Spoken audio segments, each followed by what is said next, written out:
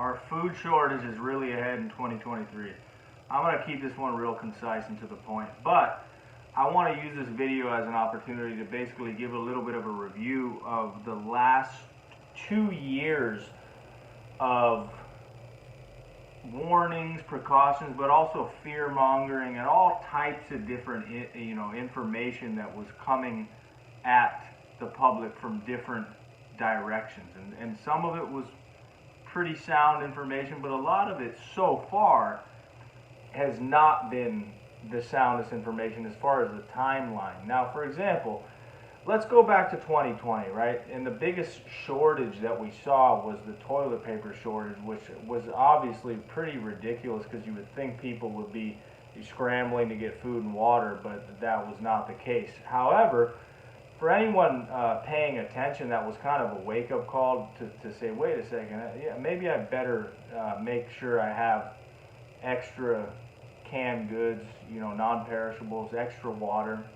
At least for me, that was something that started back in 2020. And it definitely changed my habits. I would say it's a positive, because why would you not want to be in the mindset of being a little bit more prepared, right? In the sense of every time you go to the grocery store, why wouldn't you just pick up a couple extra cans of whatever it is, tuna or a bag of rice or something? And if you do that over, a long-term time frame, you're going to end up with a lot of extra non-perishable food, so that in the event that there were some kind of other crises like we had in 2020 with the pandemic, and there was a shutdown, everybody was scrambling to get things that they hadn't thought of before.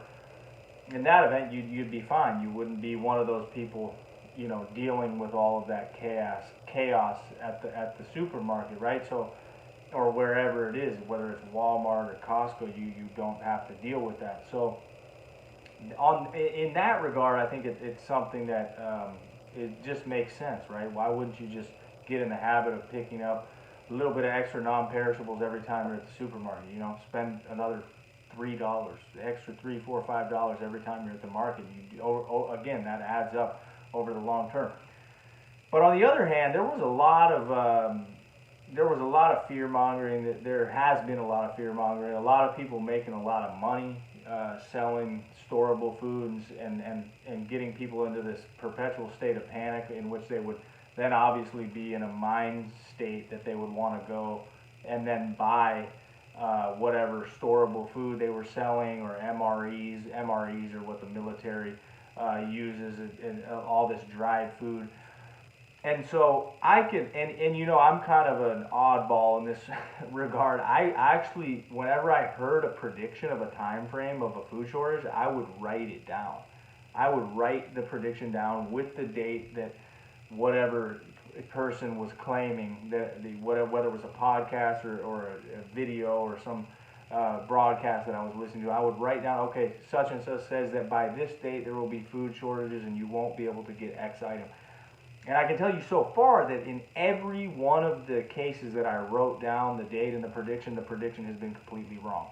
And none of these people with these broadcasts have made any effort to reconcile with that, or go and say, well, actually, I was wrong about that. They continue to, use these headlines of fear to basically sell, not even necessarily a product, but just fear sells, right? So it gets people to tune into the broadcast. So again, I think this is something that is very important to pay attention to, because on the other hand, just as I've said that fear mongering is something that people use, whether it's to get people to buy a product or whether it's just to get their attention to tune into a broadcast. On the other hand, just because, and this is very important, just because something hasn't happened doesn't mean that it will not or could not happen at some future date. So I tend to just veer on the side of be prepared, right?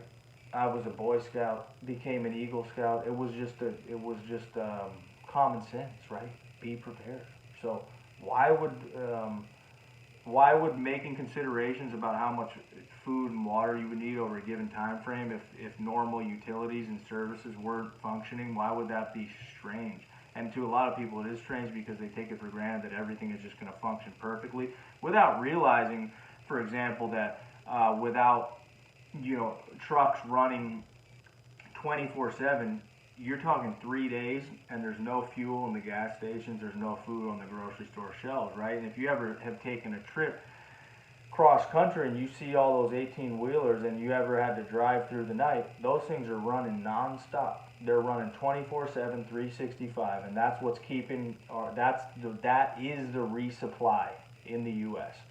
So there's this balance, right? We have to understand how fragile this, and now it's automated, right, with the internet, with technology, so power outages could affect that too. Even our utilities, our not only our power grid, but even the water supply, all this stuff is automated. It's connected to the internet, and so we have to realize that there is a fragility, but at the same time not be fooled by, you know, these headlines of panicking and then buying all this storable food, when it's like, well, really, you could have done that way cheaper if you just learned how to, whatever, you learn how to learn how to use a pressure canner, buy an extra, 5-pound bag of rice for whatever it is, whatever small dollar amount compared to what it would be if you had to buy it in a crisis. Just pick up a little extra food here and there, and then you never are gonna have to be in a panic situation. So I guess this video wasn't as brief as I thought it was going to be, but this is something that I think is very important, and I love delving into the details of this. So thank you for watching, and I will see you in the next video.